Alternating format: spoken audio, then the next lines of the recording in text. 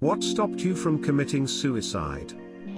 I saw myself in a mirror and I was crying. I had been so numb for so long that seeing myself like that just changed something for me. I didn't see this person I loathed, I saw a scared little 13-year-old. She didn't want to die, so I decided to keep going on even if I didn't want to myself. I was scared that if I failed the abuse from my father would get worse.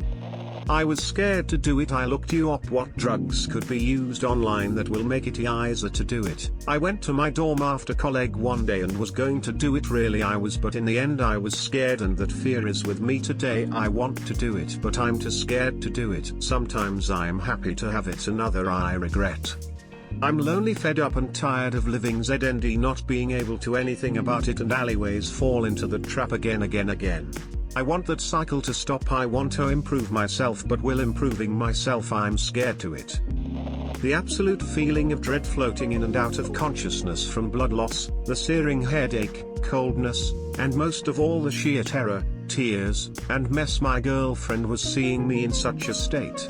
It took her completely broke down for me to get in the car. The thought of how hurt my family would be.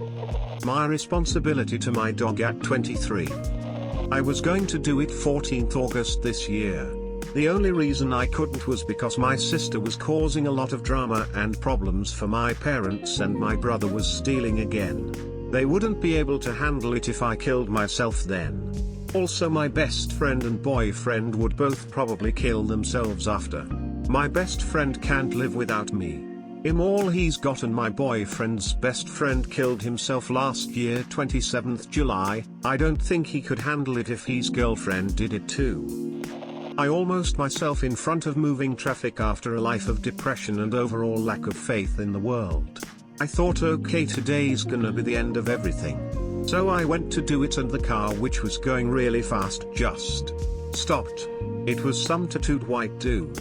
He just waved me along to indicate I should cross the road. Didn't even know that he saved me from death or life-threatening injuries. Shout out to that dude. My mother is a suicidal alcoholic. I know if I go, she'll follow. I love her too much to let that be her story, so it can't be mine. I got scared after taking the pills when I got a random Snapchat notification from my friend, now my fiancée. She texted to ask if she could call me that afternoon to chat, and I realized I didn't want to have to say goodbye to her. I ended up having an ambulance and police car show up, and after I discharged from intensive care I called her and told her I loved her. The view from halfway down. The little things. Live in the moment. I've lost a lot of people I was very close to. I can't get that time back. Honestly failing at it. Saw a kid ride his bike across the street in a shark helmet with his dad following him, smiling. Broke down crying in my truck and couldn't stop saying I want to meet my kids over and over. After tying the makeshift noose out of weak material I checked the hotel wall for sturdiness. Then I got full blackout leaving Las Vegas drunk. Cut both my wrists, laid in a bathtub there letting it overflow, said goodbye to a few close people. Somehow my ex at the time figured out where the hell I was and got my neck out of the noose while I was unconscious. Sometimes I still wish she never shower up, as she was a large reason for attempting it. Another time was a miscalculation of fatal dose of benzos plus alk plus opiates plus cough syrup. I guess my tolerance was much higher than I though.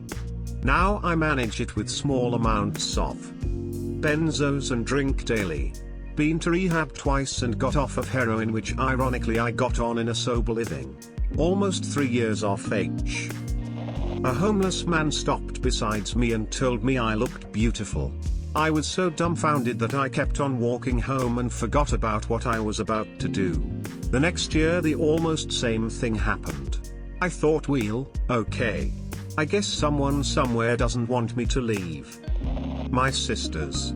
I was at my lowest and I reached out to one sister, and she called my other sister on the way to my house. Thankfully we only live on opposite sides of town. My mother had another baby. When my dad called me he asked if I could get to the hospital. He told me he wanted me to be the first to hold her, after my mother. After that I got help.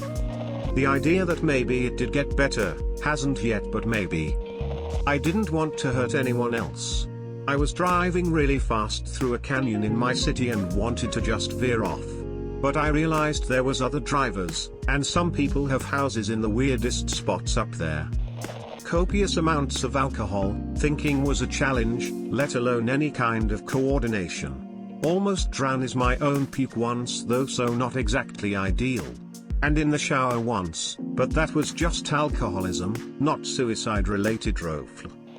Interlude by Easy 5 kilometers. I will never be able to listen to that song again. The fact that me killing myself would serve no purpose in helping my family out. I wouldn't be saving resources for them, I wouldn't be costing them more if I did, and logically it didn't make sense. I had made an exit bag and was ready. I had spent a year not working, avoiding friends and family, and pretty much doing anything else that would help me reach rock bottom. Sitting in my living room staring at the bag, knowing today is the day I set to do it. It's a very unsettling feeling putting a bag over your head, knowing it will be your final action. I tried and tried through fits of sobbing but couldn't tighten the bag and turn on the gas. I sat reading my goodbye note, next to my suicide device, and realized I could not gas myself. I felt so sad thinking about my friends and family and how sad they would be. Imagining the funeral and the individuals there also helped immensely. If I had a gun, I know I would have done it. It's so much quicker and there's no time for you to think about it once it's done. I was very lucky that day. I live in Australia and not America, or somewhere else where gun access is easy. For those who don't know, an exit bag is plastic bag which goes over your head and is pumped full of helium or other gases through a tube. This causes you to fall asleep and pass, completely bypassing the suffocation element. It is considered a painless death, although is a little technical. Got down there, a gazebo by a pond, to do it. Realized I didn't bring a means to do it, but figured a rusty nail would do the trick if I hit the right vein. Picked out a nail and then stared at the nail for a little while. Decided that was fucking stupid and walked back home. The idea of suicide hurting. In high school, my idea was to start my car in the garage and die from carbon monoxide poisoning, but then I read that you might not fall asleep and just feel really sick and puke, and I hate puke. Knowing no one would want to keep my dog since he was only partially housebroken. My cats would have been fine but not the old man doggo. Knew ye was boot a drop. My kids. Him their only parent. My dog. Bless that beautiful hound who said hello every morning and insisted on at least one walk a day. Thanks Barney, heart. My sister, she is not blood related nor my step-sibling, she is just a friend of mine, but she's so close to me. She is my family. We somehow survived 11 years dealing with each other. She's so brilliant, so charismatic, so strong. I didn't want to make her feel sad. I thought it was my duty to protect her, and I just decided I wanted to see her succeed in life, just wanted to see how far she can get, and obviously help her. That was my thought process while holding the pill bottle while crying on my bathroom. Took a miscellaneous handful of pills, Valium, Xanax, Percocet, sleeping pills, even a couple of valerian root because why not? Washed it down with whiskey. Woke up at 5 a.m. Decided just to go into work. I was high for days. After that I realized what it would do to my loved ones and I got sober and I never tried again. It took a few years to stop constantly thinking about it though. Good pussy. Not even joking, my partner and I started out as FWB, and when we started talking I was so depressed and just didn't want to die a virgin. We talked for ages and they stayed up for hours talking with me. I'm so grateful for them. My daughter. I would suffer anything for her. I later had a spiritual experience that transformed the way I felt about my disability and harsh childhood. I sought treatment and, while I will never be free of some of the damage, I truly am grateful for every day. I decided I am here to offer love to a world that so needs it, even if it is only small kindnesses. Everyone is having a difficult ride. Love is truly our superpower.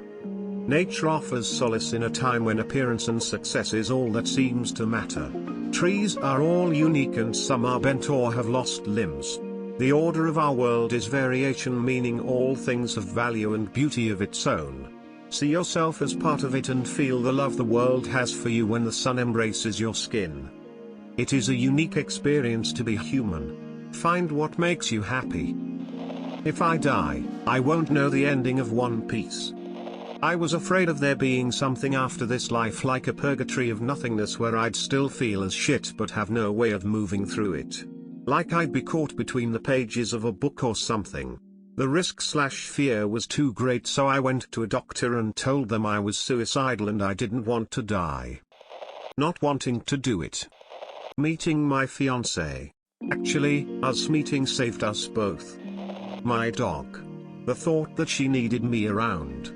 She's been gone 2 years now, feels like I'm still drifting. Feels like now it's just apathy stopping me. I literally was just thinking about what resulted in me not doing that when I opened Reddit and saw this. The answer is error. Objectively the best person to ever come into my life and the reason that I've got through so much shit alive. A good dog.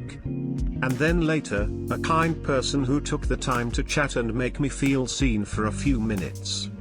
Now, it's a different dog and a different person. They make me feel like I actually have a place in this world. My mom, dad, and best friend. If they weren't around, neither would I.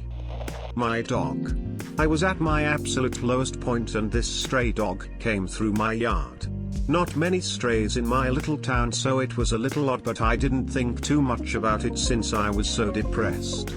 I started packing my belongings so my family wouldn't too when I was gone, and I kept seeing this stray in my yard when I put my beagle outside. A couple days after first seeing him, he came up and I could see how neglected he was. I could see every bone in his body, his hair was falling out, and he smelled horrible. I took him in and bathed and fed him. He got up on the couch and lay his head on my lap, and that was it. He needed me more than I needed to leave this world. It will be 10 years on November 3rd and he is currently asleep by my feet. My other dog passed last year, but we still have each other. The fact him such a fuck up I can't even kill myself no matter how many times I try. 10 fucking times, upside down face. Honestly, the thought of my friends being sad. What it would do to my family and friends. I'd pictured them reacting to my decision and it was more painful than continuing life at the time. I was considering it heavily. It felt unfair to them, so I decided to try to keep going. Turns out it was worth considering their feelings because I'm in a much better position today and I would have missed out on all of that journey. The people that cared about me literally saved my life and most of them don't even know it. Because I didn't do it properly and I've never had the impulse again. My family taking some form of blame, but also the damage it would do to them and also not wanting someone to have to see and deal with my body. Fear. Knowing my mom would feel like a failure. She already struggles with depression so badly. She wasn't there for me when I was a child. She was in rehabs getting better for me and my siblings. What she did took strength and she can't seem to see that. An out-of-place job offer. I decided to check my phone one last time and noticed a voicemail that had been left a few minutes prior. A company that I don't even remember applying to had reached out on a Saturday evening to ask me for an interview. They aren't even open on weekends. I don't know why they chose then to call, but I'm glad they did. Not the act itself, but the thought of doing it. The anime One Piece stopped me from thinking about it constantly. This was roughly around 2018 to 2019. Now I love anime and see how stupid I was back then. I know it's not a serious answer, but you have to know that different people find different things that influence them. English is not my first language, BTW. In my teens I came to understand how unusual and special human sapiens is. I concluded that even if I was a particularly special human being, just being human itself was special. I decided that I would rather have the full experience of a human life, even if it isn't pleasant, that I'd rather spend 80 years alone in a 1-meter square concrete cell and be capable of thinking than to rob myself of that time by snuffing myself out.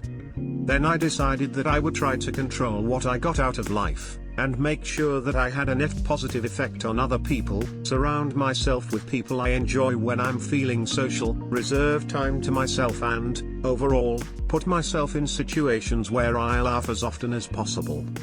I also gave myself permission to never stay in association with people, places or organizations which make me miserable.